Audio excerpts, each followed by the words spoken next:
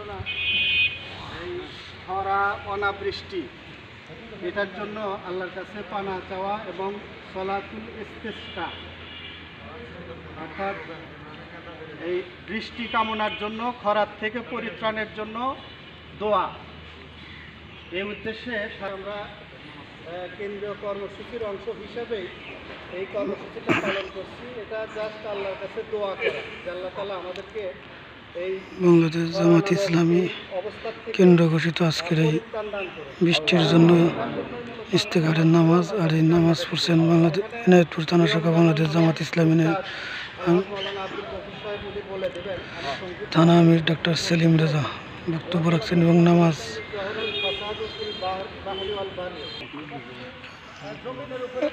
আল্লাহ রব্বুল আলামিন যাতে আমাদেরকে এই খরা থেকে আমাদের পরিত্রাণ দিক এবং এই আসমানের ভালা এবং জমিনের ভালা থেকে আমাদের পরিত্রাণ দিক, সেই জন্য এনায়েতপুর থানা শাখা বাংলাদেশ জামাত ইসলামী কর্তৃক আজকের ইস্তেগফারের নামাজ অনুষ্ঠিত হয়েছে।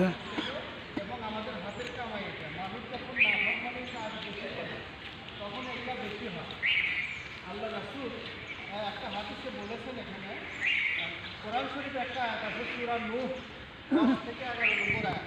এখানে অর্থটা বলছি শুধু যে অতবার বলেছি তোমাদের রবের কাছে ক্ষমা প্রার্থনা করো, নিশ্চয় তিনি ক্ষমাশীল, তিনি তোমাদের জন্য প্রচুর বৃষ্টিপাত করবেন।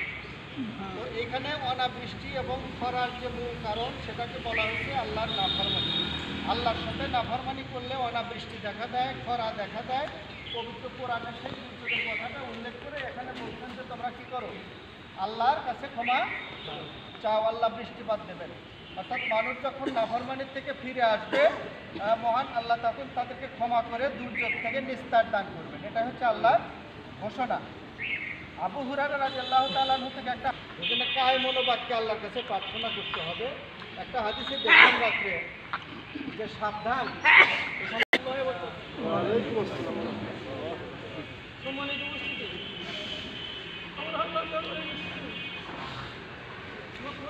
এই অবস্থা এইখানে আসার কথা এবং